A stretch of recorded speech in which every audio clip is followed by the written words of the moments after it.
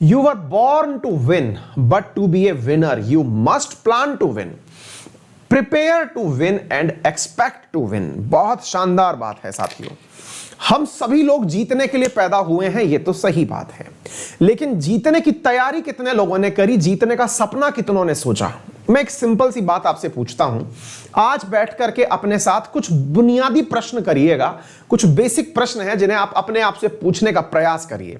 प्रश्न नंबर 1, आप में से कितने लोग जिस भी एग्जाम की तैयारी कर रहे हैं उस एग्जाम से कौन से अधिकारी बनेंगे, इस बारे में आप उन अधिकारियों से बात कर चुके हैं जो वर्तमान में पदों पर बैठे हैं। देखिए, बहुत बेसिक से प्रश्न हैं।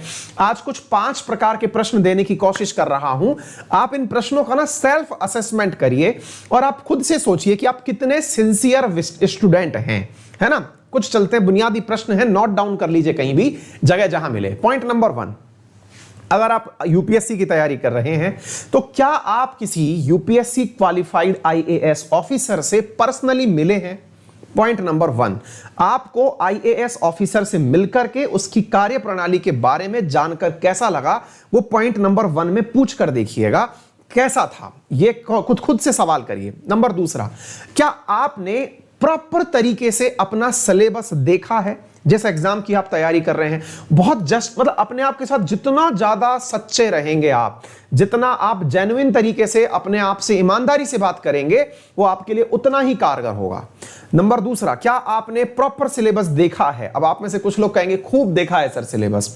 साथियों, यहां सिलेबस देखने का मतलब होता है कि क्या आपको पता है कि आपके सिलेबस में कौन सी चीज तो आती है और कौन सी नहीं आती है। आप पूछेंगे कैसे? क्योंकि सिलेबस में सब लिखा हुआ है। क्या आपके पास सिलेबस लिखा हुआ है? वास्तविकता में यह सवाल तो मुझे थोड़ा आगे जब 5वें नंबर पर पहुंचूंगा तो और ज्यादा डिराइव करके बताना है।